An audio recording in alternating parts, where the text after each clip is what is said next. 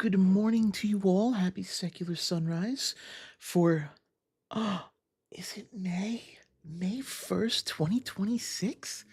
Oh my gosh. Guys, it's May already. It's May. Excuse me. It's freaking May. Ugh. It's kind of great. I can't believe how fast this year has gone so far. It has been just this ridiculously wild ride of I mean, it was. I swear, it feels like it was only Christmas, not yesterday, right? Like yesterday, it was Christmas. Good morning, Ryan. Good to see you. Yeah, just a crazy little. Gosh, just a crazy year so far, and just getting crazier by the moment. Mm. Ah, so yeah, a lot to talk about today. Talk about the show. Talk about the direction I want to go in. Talk about me. So let's discuss me today. I think. Me. Mm. You'll notice that the chat room is subscriber only. You have to have been subscribed for 20 minutes. There's a reason for that. You'll notice you can no longer leave comments on my channel unless you've been subscribed for at least a day. We'll get into why as well. Totally okay. We'll wait till next week or something too. If you want to come chill right now, Ryan, I'm actually hosting a stage on my Discord. You're more than welcome to like come and chill and just chat if you want. I'm not doing anything in particular. I'll drop the link. Well, that's not the invite link. What's going on? Where's the invite link? Invite to server. Copy. Oh, I know why it won't work. Oh, I see what the problem was yesterday. Okay. So here's the deal with my server. Here's the deal with my server. You're more than welcome to join. The problem is, after you join, I've actually got to add you to a role called perma-purple because I need to filter out. I need to filter people out from the Discord. Mostly just the spam bot stuff like that. We get a lot of porn bots, and so for some reason we were getting like spam AI ads too in the voice chat. So it was very strange. You're welcome to join if you want. If you join the Discord, just let me know. I'll make you perma purple and you'll be able to get into the stage. We could chat. If not, no big deal. We'll figure it out. Hello Theo, good to see you. But yes, there's a reason. There's a reason why I've limited the chat to just subscribers. There's a reason I limited my comments to just subscribers. First off, the reason the comments on the YouTube videos are limited at the moment and not just Ryan.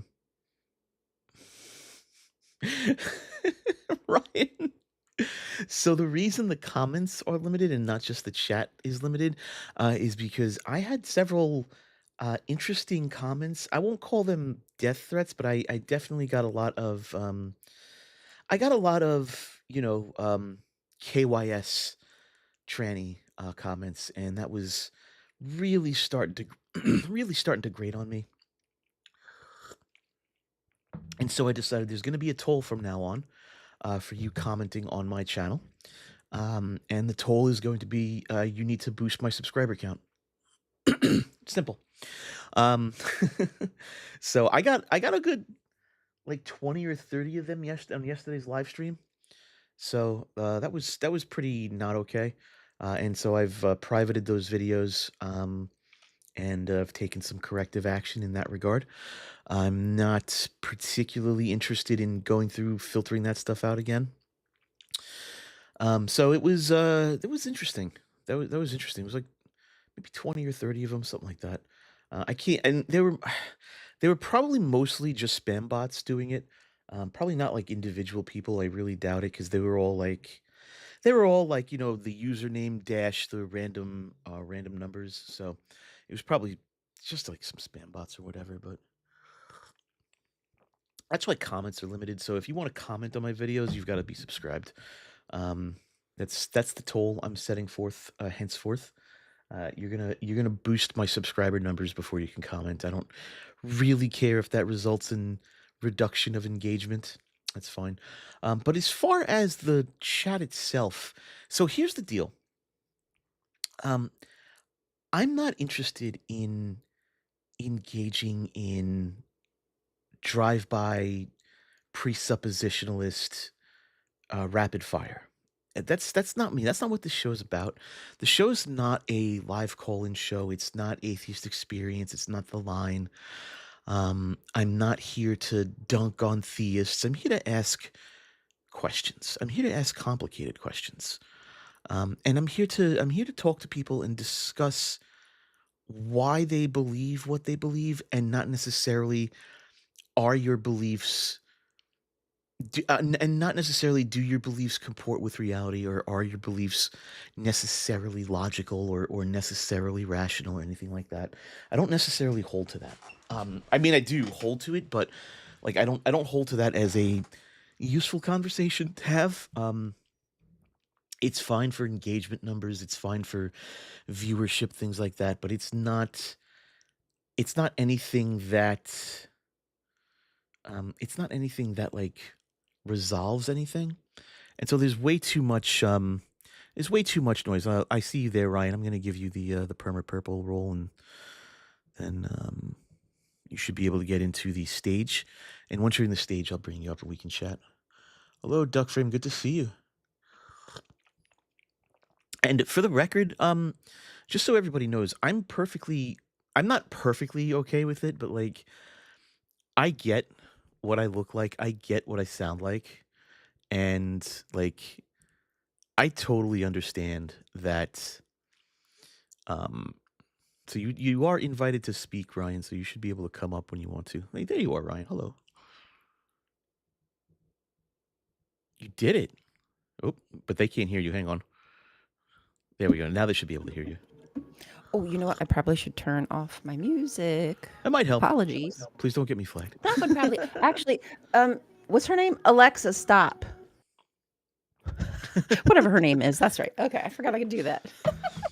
See, there's Alexa, Siri, there's Hey Google, there's Echo as well, because Oh yeah, that's right. you got Amazon's Echo devices.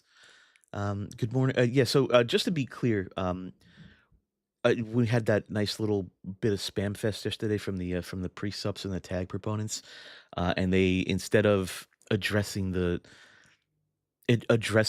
point I was trying to make, about maybe we shouldn't be asking the question of what is the higher value, when we can't. That just automatically assumes a basically a place of privilege of people who aren't in an easily survived situation, and then insisting that they adhere to the idea of truth.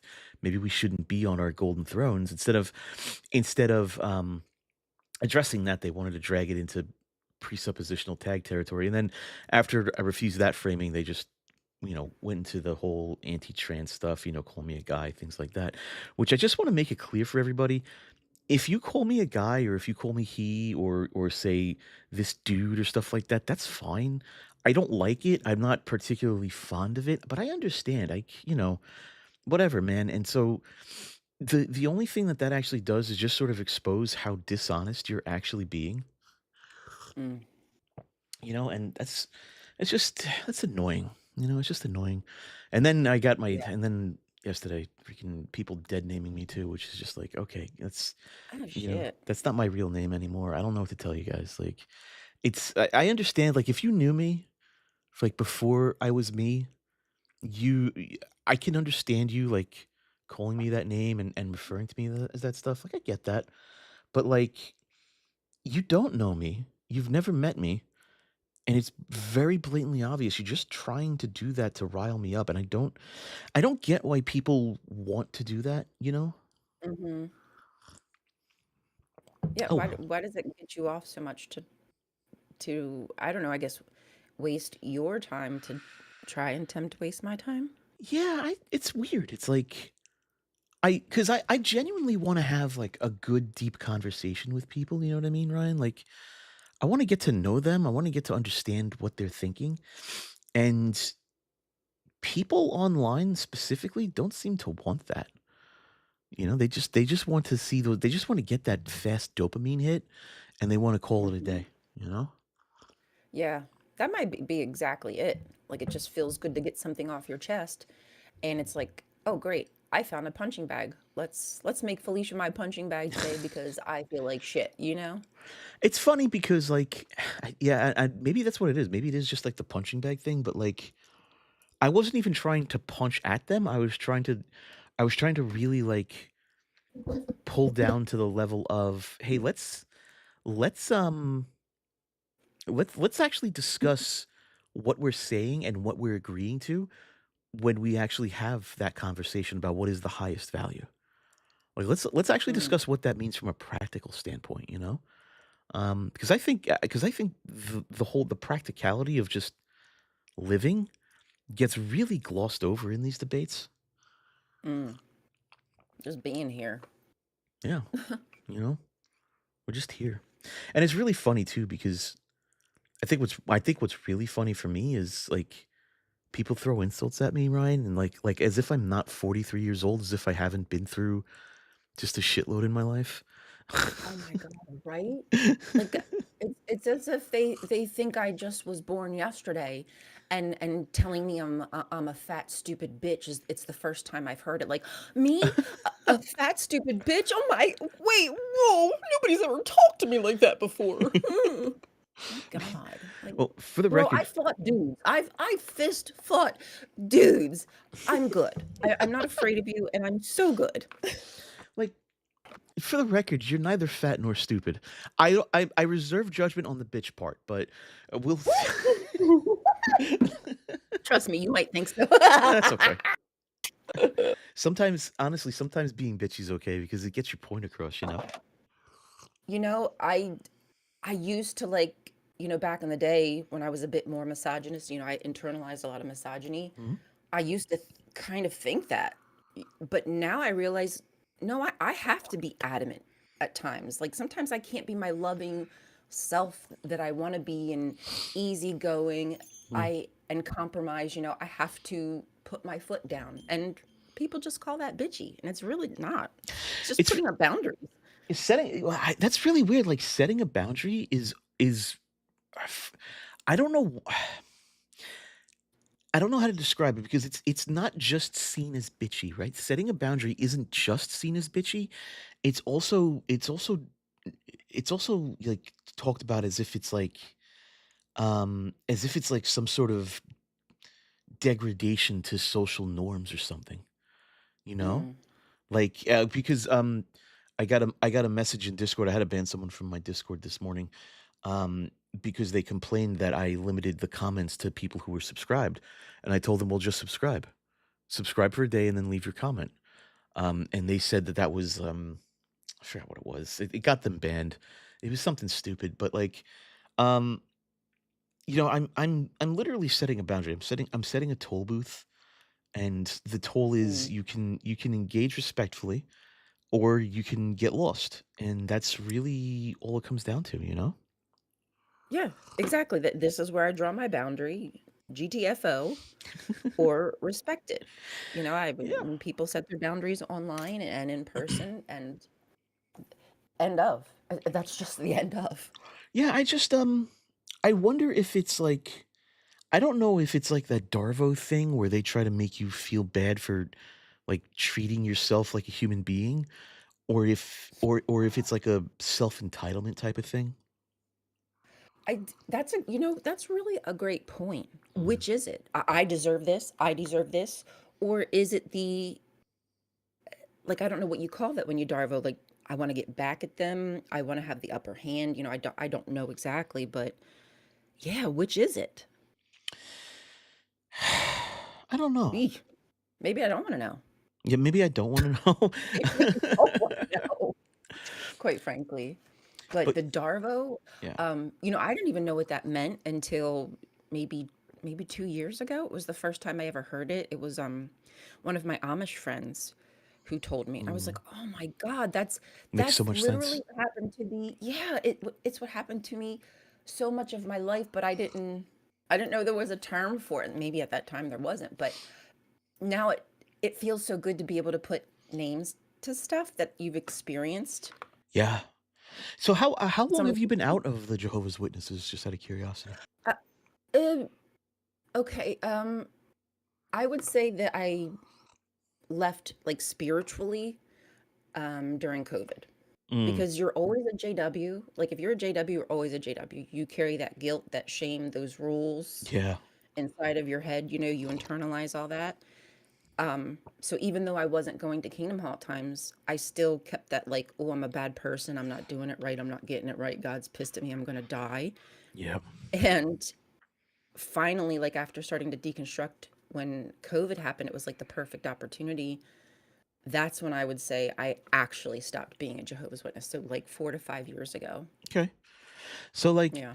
it's really interesting to hear you saying you deconstructed during COVID. Because I hear a lot of conversion stories in COVID, but I don't really hear a lot of Really? deconstruction stories.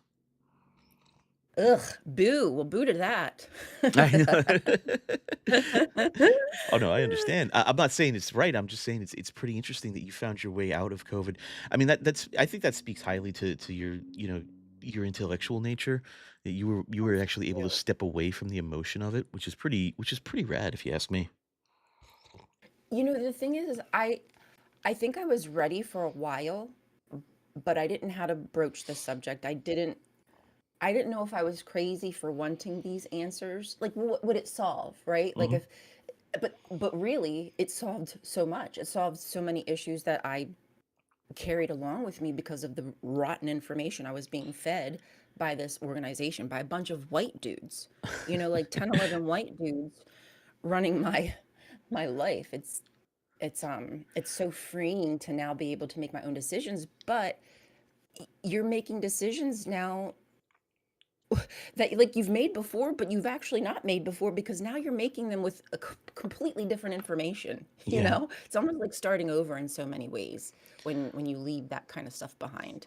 I mean, I don't understand that fully. Like that's not my experience in life because Right. I was heading towards Catholic. I was in Catholicism, was heading towards priesthood there. But there are a few things that like really reflect very strongly for me, and that's the idea that a very few like powerful white men were basically in charge of everything I thought and said. I mean, that's Hmm. not much different in Catholicism. I mean, how many women are in charge in Catholicism? Right. Not many, that's for sure. And Mm, it's such a shame too because Catholicism of all people, I feel like they know better. Like because they actually have some of like the heads up knowledge that most Christians don't, like about the early stages. mhm. But you know, of course they're going to keep that secret. They're not going to be telling people that. But could you imagine if Catholicism like pushed for progressiveness and putting women in powerful positions? That would be amazing. They could, they just, they won't. They won't because the Catholic Church is a really interesting political beast more than it is a theological Oh, beast. yeah. And and I don't know how much you know about it, but or how much honestly how much people on the internet know about it because a lot of people that I find to be on the internet mostly come from like the evangelical side of things.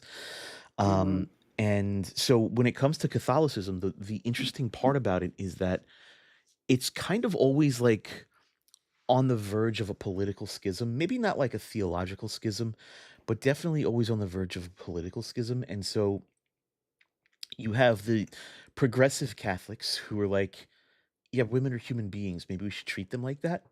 But then you have the conservative Catholics who make up more than likely a majority of Catholics, in my opinion, who who I don't want to say don't view women as people, but they certainly don't treat women with equality. Mm, And so the Catholic Church has for the longest time done what's called a TikTok.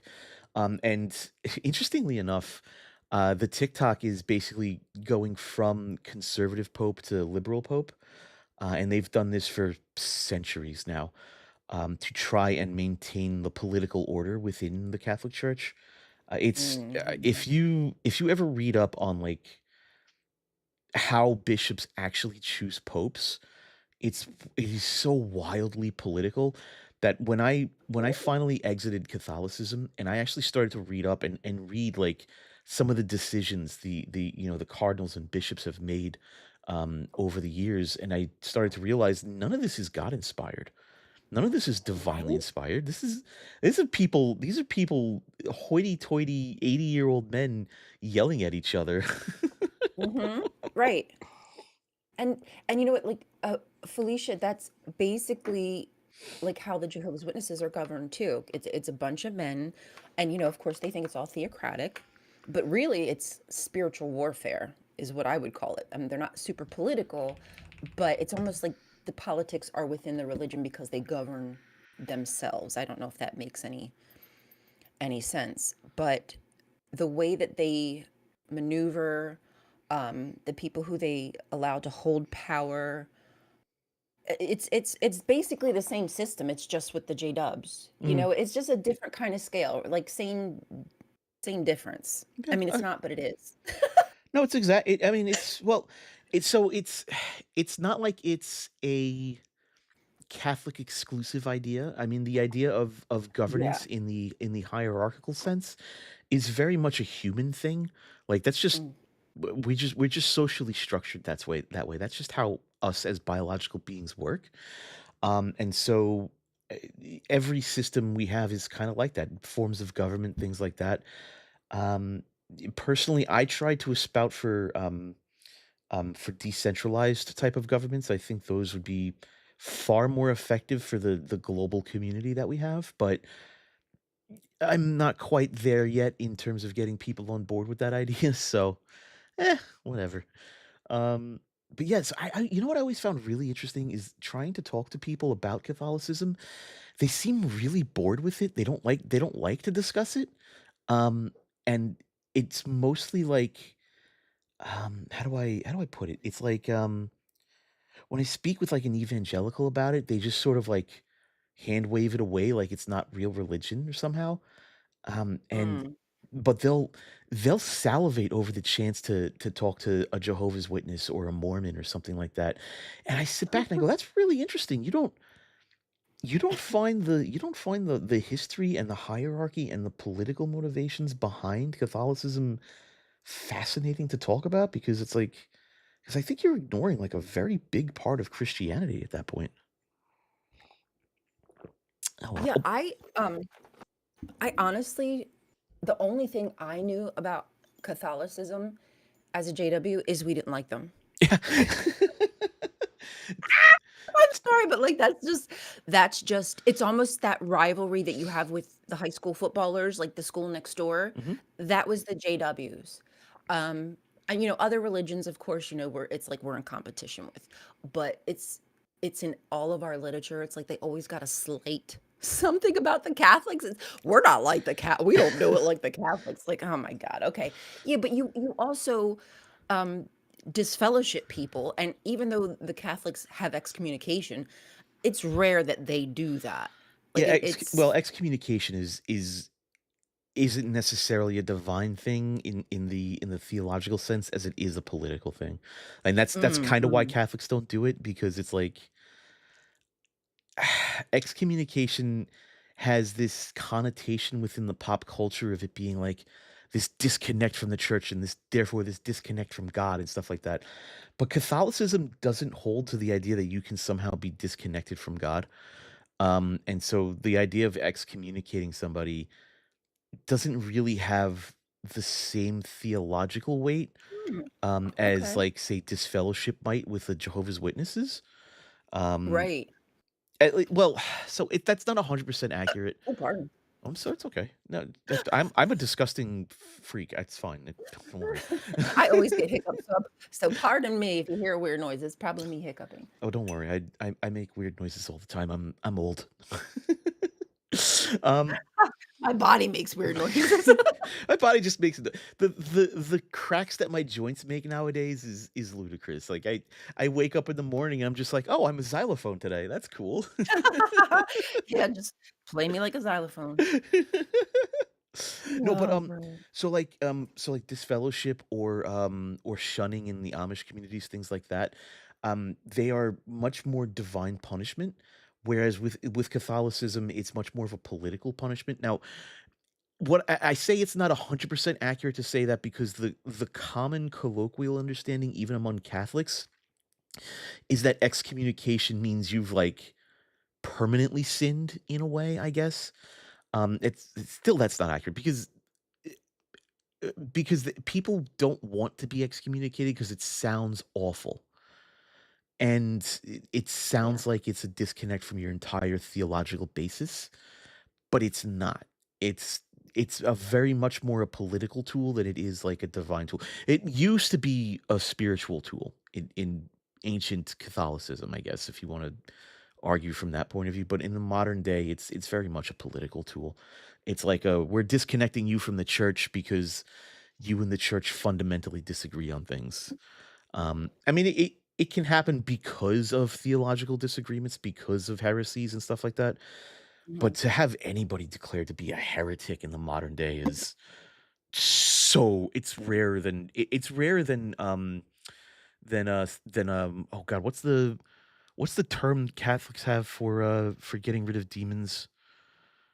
Oh, exorcism? Exorcism. There you go. I so yeah, heresies are more rare than exorcisms in the modern Catholic Church. That's interesting because I didn't realize I guess I never really researched what excommunication was, but I hadn't realized that it wasn't necessarily considered a cutoff from God because that's exactly what the JWs consider. Not only are you cut off from the congregation, your friends, your family, also God. So you're just in a bubble, like in a black bubble, and nobody can touch you and you can't touch them. Yeah, excommunication is complicated because like historically there is a lot of theological baggage with it. And there is the historical understanding of disconnection from God, but in the modern context, especially with like the modern interpretation of Thomistic metaphysics, there is no disconnection from God. You can't technically, according to Catholicism, be disconnected from God. And so an excommunication has no power and no ability to disconnect you from God because I mean the entire framework of Catholicism is basically from the alpha to the omega, and we're in between those two, and so it's impossible to be disconnected from God in that sense. Um, which is also why Catholicism doesn't hold to the concept of hell as a disconnection from God. Even people who are eternally tortured in hell are still connected to God. It just there's really weird like philosophy of religion writings and Catholic scholarship on what hell is. And I've read a few things and my mind started to boggle. I'm just like, what are you people even talking about? The So it's hell? like, okay, like you know what, you believe in hell, whatever. So If it makes you feel good, yeah. whatever, then go for it, I guess. But like But historically, excommunication, like yeah, it has connotations of disconnect from God, but in the modern vernacular, maybe not, maybe yes. yeah. I guess it really depends on what the Pope says. So like, okay. But as an atheist, here's my answer to that. Y'all are just trying to kick people out of your D&D session? Is that what's going on? That's what it is exactly. Yeah. Uh, um, and like to your point, it's like what gives them the right? Like, who are you? Like, what makes you think that you're so powerful that you can tell God who he can and cannot connect to? Because that's how I see it now. I mean, obviously, I don't The believe only in person God. who has the ability to do that is the Pope. The Pope can technically declare you to be disconnected from reality. Really? Has that ever been done? Do you know? Yes. I Oh, can the believe Pope do it to Vance? Please tell the Pope to do it to I Vance. I the po m I don't know what JD Vance is, but he's not a Catholic in any strict sense. Well, he said he wrote that book. Allegedly, he converted. I don't know how No, long ago, but this is recent, allegedly. he converted to a sect of Catholicism that necessarily isn't strictly adherent to the Vatican, and so it's not like What he's not like classical do you know what it Catholicism. is?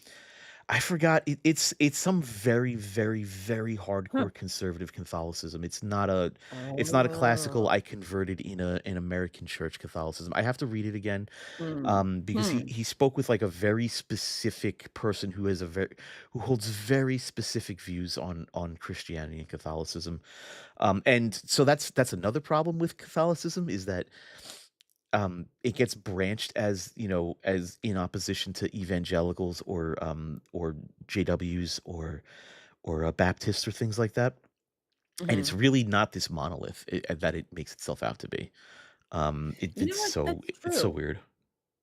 I never really thought about that, but it isn't. And I think that's probably something that we also take for granted in the JWs because we're told that everything is the same everywhere. Hmm. It's all controlled from one locale, and the instructions are given out, and every congregation follows those instructions. But the truth of the matter is, it's humans, so it's always humans with their interpretation.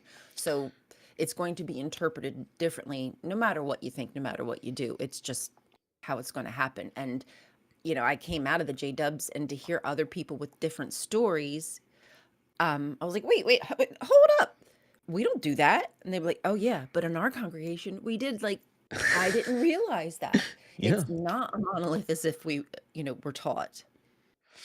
yeah, and it's really interesting because like you can essentially boil down Catholicism to like adherent to the traditions of the church as it established itself in like the first century or so. And that's kind of like the definition that a lot of people go with when they call themselves Catholic. There's the other definition of you adhere to the Vatican and to Pope and to Rome. And that's the more common understanding of Catholicism. But when you see the numbers of Catholics across the world, and you see that it's the number one denomination of Christianity, you're not seeing strict adherence to the Vatican or to the Pope. You're seeing an amalgamation of different opinions on how to interpret the Bible. Um, Mm. and it's whatever. Like I don't I don't necessarily care to dive into the specifics of it. What I find really interesting is that even within Catholicism, within Protestantism, within the JWs, within Mormonism, you'll still find different splinter sects of those overarching sects. And it's like, how can anybody think this is the word of God when nobody can figure out what the hell the word of God means? Right? I, yeah, there's never going to be a universal, there never has been, never will be any kind of orthodox when it comes to Hmm. this biblical God. It's impossible. And I think that should in and of itself tell people something about their God because it's allegedly the same one. Um, It's weird. that he can't get it concise, obviously he doesn't exist, but that's kind of something you think a God should be able to do if it's all powerful and knowing, etc. I just feel like if there is a God out there, it should be able to speak to me in a way that my brain understands, and none of them do. Like Mm, there's no God out there that has a scripture that is a systems oriented network of relations. Here's the edge, here's the node, here's how this connects sort of manual. It's all very floaty and fluffy, and mm. it's like, Feely. okay, a lot of it's feely, a lot of it's historically contextual, and I'm just like, but you have to understand, I this weekend I'm going to be sitting around with a soldering iron, desoldering components, and then wiring them up to an Arduino board to use that with my cable box simulator project. And like, Ooh. you've got to understand, like that's the type of brain I have. If you're going to talk to me in fuzzy logic and stuff like that, it's not going to work that well because I'm going to have way too many Yes. questions, you know? That's such a good point. If God knows our hearts, this God thing knows our hearts, understands who we are as people, Hmm. then it would understand that I need A, B, C, D in order to believe, think, or feel a certain way. Like, just end of. I mean, to be fair, it would be stupid of me to assume that God would want me to not use those faculties because that would mean I would be susceptible to any random belief. Yeah. Somebody just coming up to me telling me some bullshit. Oh, I'm programmed just to believe. God wouldn't like that either. Yeah, I don't I see my problem so here's the deal. Like I don't necessarily want to say that I don't want to say that theists are wrong and that they're wrong in having the beliefs that they have. Um what my whole goal is with like what I'm doing with the show and what I'm and what like I have a little side project I call relational atheism. And it's basically atheism as presented in a way that, people like me can understand. Um my whole goal with that project isn't necessarily to say, the theist is wrong and to dunk on people. My goal is to understand how other people think so I can better communicate myself to them. You know what I mean? Like I want to be able to speak to somebody who is so entrenched in the transcendental argument for God and be able to speak to them and say, I understand why you think this is an appropriate, argument for the existence of God, but here's where I see it failing. And then not only that, but then get them to discuss why that fails, you know? Now, you can't necessarily do that for tag itself, because the whole structure is based on basically doing a script. But I mean this but that's just sort of like my example of what I'm trying to hope to accomplish to understand like, hey, here's the structural weaknesses I see. Let's discuss that, you know? Could you hear me? Can you hear me now? I can hear you now. You were speaking before. I'm so Okay. sorry. No, no, no. For whatever reason, I lost you for like 20 seconds. I forget what you had started saying, but then you trailed off. Oh, You were talking, and like I couldn't, I couldn't hear you. I'm like, hello, hello. I didn't hear. I know I did not hear you at all. I'm so sorry. So whatever you said, It's whatever gone you just now. said, I did not hear you. I'm sorry. So, The thought is gone. Sorry, guys. yeah, it's gone. Basically, I just wanted to say that with my relational atheism project, it is a way for people like me, to better explain their atheist position, and Mm. um, and my hope is with like Secular Sunrise or with the work I'm doing with my channel, it's to be able to explain to people not necessarily that your belief is wrong, but I think the way you're arguing and I think the methods you're using to argue don't speak to people like me because they are so structurally flawed. Here are the structural flaws. Let's discuss why they're flawed, you know? Hmm. But unfortunately, nobody wants to do that. They just want to yell and scream about things. Yeah, I really wish there was more genuine. Like, I do want to have genuine conversation with people because I feel like I've been them. I've been where they are. And I feel with time I could reach them. I mean, maybe that's just very self-righteous of me to think so, but I don't know. At least I feel with maybe some rationale, the needle could be moved. Hey, Kelly. Yeah, Kelly's here. Hello, Kelly. Good to see you. Um, yeah, I think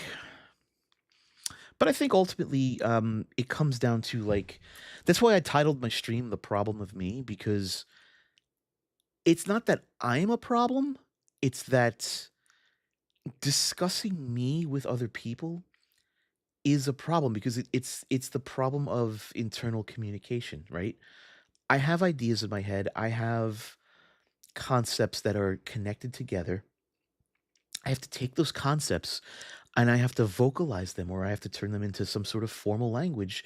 And then I have to relay that to somebody else who has to interpret that formal language or that language conceptually and then form a similar or same concept as me.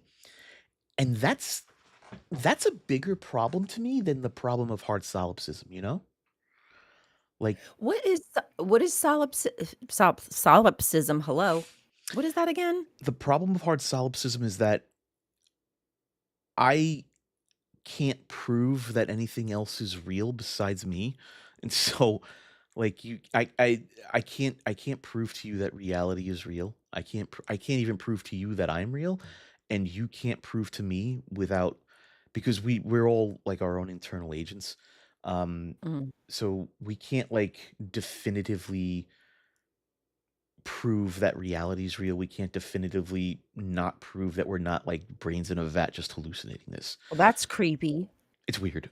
It's kind of It is weird to when you me. think about it like that, yeah, it is creepy. It's well, it's a valid problem, but for me, it's not a problem personally because I don't hold to a strict substance ontology, and um, so I end up with this thing of this idea that we're all just a network of relations, right? I don't hold to the idea of I myself am an individual as a whole component or a whole part. That doesn't make sense to me. Um, I am a network of relations. My neurons are in a network of relations. My Mm. my cells are in a network of relations. I just happen to be the completed entity of that network of relations. But even myself, I am part of a network of relations. I'm part of society. I'm part of the local family group, the local friends group. Society is a network of relations between other societies. And so I don't see reality as this individual substance thing. I see reality as this shared black box that we're all part of. We are part of, it, and we experience it by investigating it, by probing it, and we get feedback from that black box. And that feedback is essentially what we call stable feedback, is essentially what we end up calling knowledge. That's sort of like how I view Mm. things. And so the problem of hard solipsism for me is kind of a silly question because it's like it assumes it assumes an agent, it assumes me as a whole, as like this big individual, but it ignores the fact that I am a cluster of well orchestrated components. And even those components are a cluster of well orchestrated components. And so it to me the problem of hard solipsism's kind of weird to even talk about it that way because it's like Yeah. what do you mean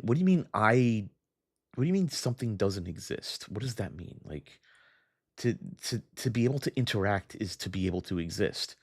And so while I can't prove to you that I'm not in the matrix, that's ultimately a silly or incoherent statement. Like, okay, great, I could be in the matrix, but what does that fundamentally change about anything? It doesn't change how I Right, interact with yeah. reality or anything, so who cares? You know? Yeah, I mean, if it's not something I can unplug myself and fix, Yeah, I don't know what else to do with that information. I'm just doing the best with the d information I have in front of me and, it's exactly. life and And existing and doing shit. yeah, and it's like, I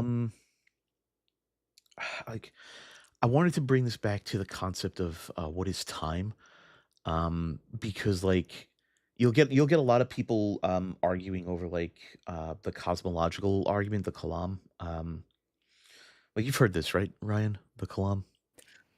The c tell me because 'cause I'm not sure. Yeah, sure, Probably, maybe? I'll give you the short, non-Steelman version. Everything that begins to exist, has a cause. The universe began to exist, therefore the universe has a cause. Um, Mm. and so a lot of people, especially like when it comes to like William Lane Craig, well, that's actually the first cause argument, not the Kalam. But basically, people like William Lane Craig will use that as the basis to go, hey, the Big Bang happened. The Big Bang was the beginning of the universe. The Big Bang had to have a cause. The cause is God. That's essentially what the really sloppy version is that you'll get a lot online. Um, Okay. and so for Yeah, that me, is really sloppy. no, it's extreme. I mean, that's I've been told that verbatim. Like I'm like, okay, Wow. that's silly. But Just a like, little. it's really weird because they're like, well, what happened before the Big Bang? And you'll do the argument of, but what does it mean to have time before time or time without time? And they'll to have a before means to have essentially time, right? And without Yeah. the Big Bang, we don't have the concept of time because we can't go past t equals the Planck moment. Um, and so like they'll start saying things like, "Well, God is timeless," and spaceless, and you're just like, hold Right. hold up, what is timeless? What does that mean exactly? Because then we have to start arguing about what time is, and is time a thing? Yeah. Is time an entity? Is time like is time like a thing I can reach out and touch and manipulate? Or is time like specifically how we order events because massless particles can only move so fast? Like Mm. what is time, right? And like It's a fun question. nobody has an answer to, well, there's a lot of theories to what time might be, but when people start saying things are timeless, I start sitting here, I'm just going like, but timeless means not to be in a network of relations. You can't be in a network of relations and not have Yeah. time. So what does that mean? Right. What are you And talking about? that's what I don't understand, about them, because if definitionally we know what time is, when you start to change now what time is because you say that God is outside of that, that's where I don't understand. You have to explain to me how God Yeah. doesn't have a chronology of events just as every other thing. Yeah, and it's just so weird. Like it's not that they're wrong, right? Like I'm not saying it's wrong to surmise that a timelessness can exist somehow, but to me it's like if you don't have an explanation for how that's a thing outside of I'm just going to hand wave, then I'm just going to sit here and be like, "Okay, I'm glad you believe that. Please leave me alone." You can go play in your sandbox now. I don't know what to do with that information. Yes, better than Ember is correct. What is time is a question with more than one answer. It's a question with more than 100 answers right now, and there is no definitive statement on what time is. Now, me personally, if you want to hear my personal take on time, because it's it's Sure. it's wild, and you're gonna be like, "Are you smoking crack?" So I Give me some think, of what you got.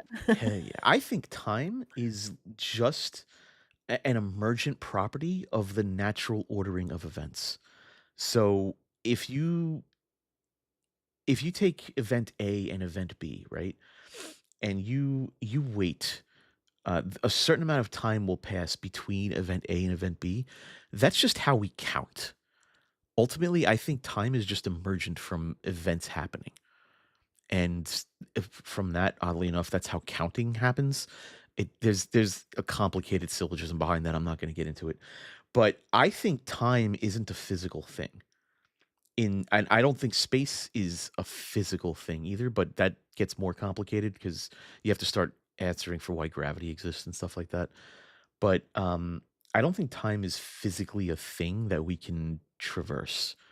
I think it's literally just the result of an ordering of events and the limitation of the speed of light. That's all I think time is. I don't think it's anything more complicated than that. But Well, see, that's all I've ever thought it was, and I've never really expanded my mind to even you know what I mean? Like, that's yeah. just not something I would do as a JW, like, philosophy and, Mm. just any of this kinda thing is just not in our wheelhouse, or at least not mine, I guess I should say. We're traversing time right now from a certain point of view. Thank you, Obi-Wan Kenobi. Ooh, Yeah, I mean, you could be said to be traversing time right now, but if what in the world? It is I'm that is my traversing time in my shit-kicking boots. That's what I'm doing. it is 7:45 in the morning. Why is my work messaging me? Don't message me. Uh-oh. Don't don't don't message me that early, please. Right? uh, may the force of gravity be with you. Thank you, better than ever. Thank you. Which, by the way, if you, I know pretty much everybody here is subscribed to Better Than Ever, but if you're not, you really need to be. Right? She is an awesome advocate, a I know, she's trans so advocate, a smart, I great hate ally. her. Say that again. She's so smart, I you said, hate her. "She's so smart, I hate her." In the best way, in the best way. I love her brain. Oh my lord. Yeah, oh gosh, I would love to have Ember up here one day. That'd be awesome. You, Ember, me, I'm we sure could just she chat would. with some coffee. I'm sure she would. Hmm. We'll get her up here one day. I'll beg her enough. William Lane Craig is copying from Muslim theologies. He is. That's the Oh other God, dirty is he secret really? about Yeah, William Lane Craig, his work I is didn't know that. yeah, William Lane Craig's work, a lot of his work Hmm, is basically just copy and pasted from Muslim theology. A lot, that's almost all of his art, uh, like the Kalam cosmological argument that he's famous for. It's yeah. basically a copy and paste of Anselm's Kalam with modern metaphysics pasted on top. He's Wow, basically getting away with a scam. he's that's crazy. yeah. He's That really is that's shady. yeah. Um, I can't. You know what? Because the thing is I really enjoy some of the ways that Muslim creators think when it comes to the Bible. Now, of course, like some of it, like they start to go into their religious, and it's like no, but they're facts. When they come with facts and stuff, I'm like, oh, I'd never thought of it that way. That's really cool. Yeah. But that's really freaking shisty to be stealing other people's work and then parading it off as your own because they know that most of the people who listen to apologetics aren't out there listening to Muslim Mhm. content. You know what I mean? They're never going to cross paths. They're never going to know. Oh, there is such a fascinating conversation to have, Ryan, on the overt racism of modern of evangelical apologetics and Christian apologetics in general that quietly like shuts the door on the Muslim world and pretends it's not there. Mm, It's pretty disgusting, and to be honest with you, Catholicism is very much to blame for this because Catholicism essentially like tried to raid and destroy Islam for a long time, and then pretend it didn't exist for the longest time. And it's not until like the last 30 years or so that they've been seriously investigating things like works within the world of Islam as serious academic as serious as a serious form of academics. So that's like unfortunate. it is. It's very important. I mean, but you can. I believe it was Ed that was having a discussion on his stream about one apologist um who was trying to be derisive towards why towards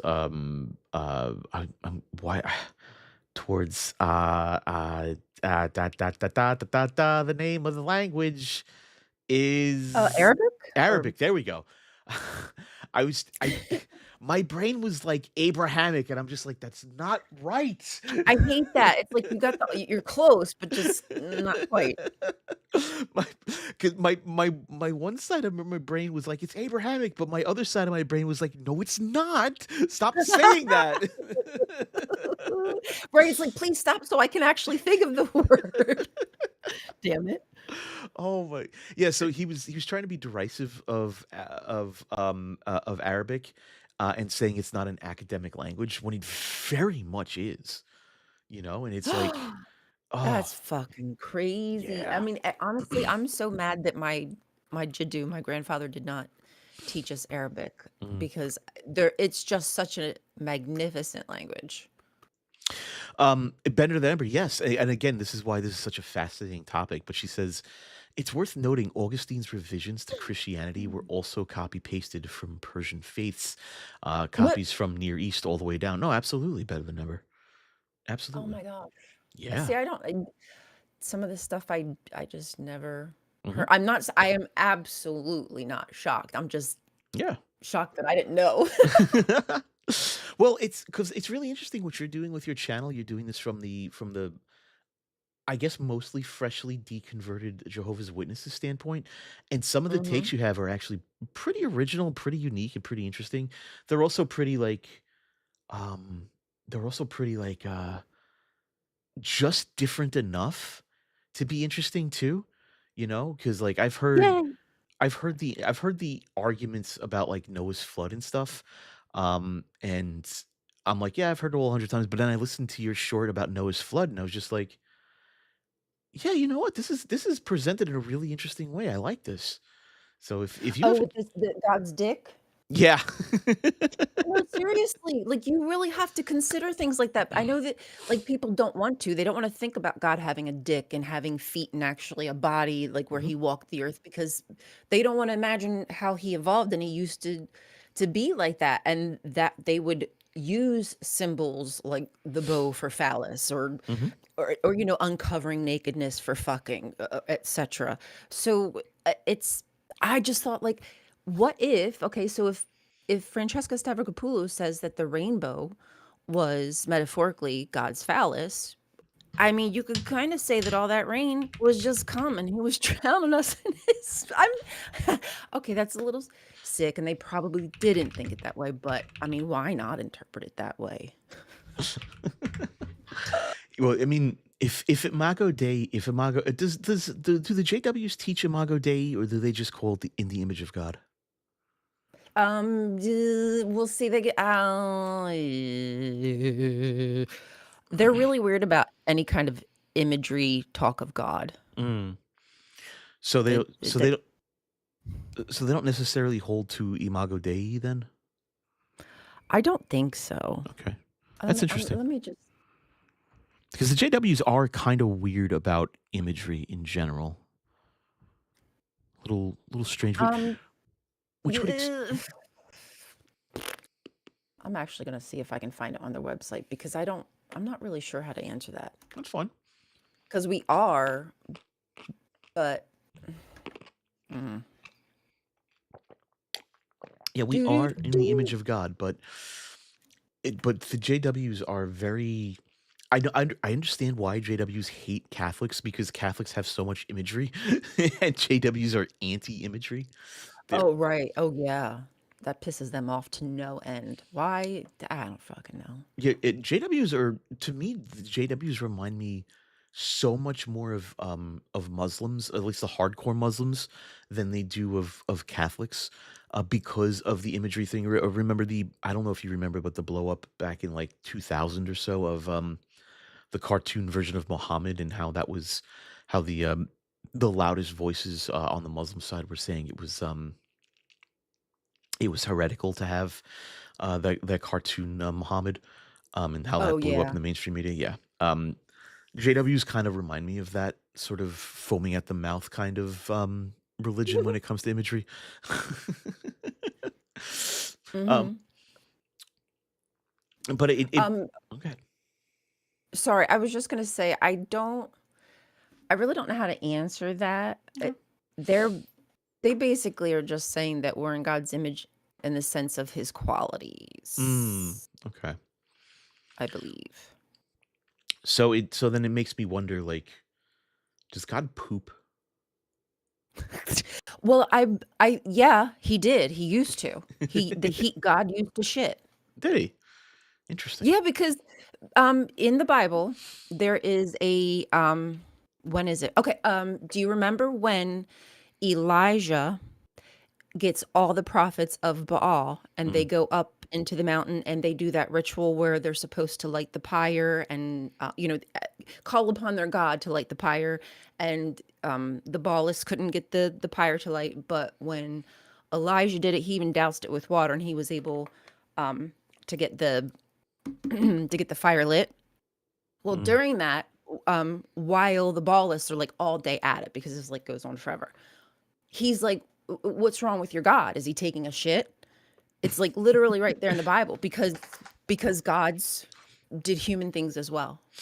Like God was circumcised. Yeah. So it's really cool. But people like would be like, no, no, no, they're just being no, he wasn't being like rhetorical or metaphorical. Well, gods were understood to be basically super people. I mean, He more or less. larger than life humans, basically. Hmm. Yeah. I mean, there wasn't really a metaphysical aspect to God's, it was a divine aspect, but it wasn't really like divine in the metaphysical for ancient people, at least as far as I can tell with writings.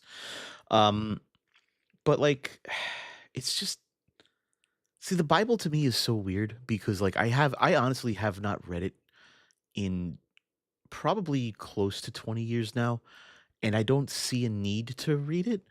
You know what I mean? Mm. Because I because so when I was applying to seminary, when I was about to apply to seminary, you have to understand that my reading of the Bible was never like literally like let me dig through these stories and understand them from a literal point of view. It was let me use the Bible as like a reference guide to digging into Thomistic metaphysics and then writing about that, or digging into like the church history or the church bylaws and writing about that. It was never about, hey, let me see what we have to say about Jonah or Noah's flood. It was always let me connect these stories Mhm. with the theology. And so my understanding of the Bible is very much different to what a lot of people online will talk about the Bible as. And so when I start hearing evangelicals especially talk about the Bible in like this literal sense, I have to take a seat back and I just go, "Okay, but you understand that Noah's flood's ridiculous, right? Like you get that?" Please tell me that you get that. Like I my hope you argument is never understand that. about the technicalities of it. My argument is always like, "Yeah, but you understand why that's ridiculous, right?" Let's hope. I you know, I would really love to have a conversation with a JW now. Now with, Mm, all of this critical thinking I've done about the story, I would love to just probe them and ask them questions like, "Well, how do you think that worked?" Like, and if they start to say, "Well, God can do this, God it's God. God can do A, B, C, D, E, F, G." Like, okay, then why is it that God chose this hard path where he would have to do A, B, C, D, F, D to fix it when he could have just went snippety snap, kabooey, kablowy, dunzo. Like what's all the rigmarole? well, if God is not a metaphysical entity and God is actually like a physical being, is a superhuman, is a divine human, it makes sense, right? It makes sense that he has to do this whole rigmarole, that he can't just snap his fingers and make it happen. But you can't have that because we can demonstrate that that's just not something that's possible. So cool. Um, it's like I understand from like the ancient perspective, right? Like I'm not trying to say ancient people are bad, dumb people because they had limited knowledge. But I am saying that from their perspective, it makes sense to speak about gods in the human sense. But what doesn't make sense to me is the 2,000 years of theology following that and trying to reconstruct the very physical human gods into metaphysically separated divine beings, you know? Mm, That's mm. that's the journey that I can't take. I don't understand it, Yeah. you know? There's so much of this journey that I'm realizing it's so not linear. Like nothing about it is linear, and sometimes being pulled in many different directions. And I think I actually even enjoy it. Like I kind of wish I didn't have to do it. I wish life wasn't this way. Yeah, But it is. I'm thankful that I have an opportunity at least to try to unwind some of this stuff. Yep. And you know what? At least you have the opportunity to talk through it and you have good friends to talk through it with, Mhm. and you don't have to Yeah, lose your mind over it. So exactly.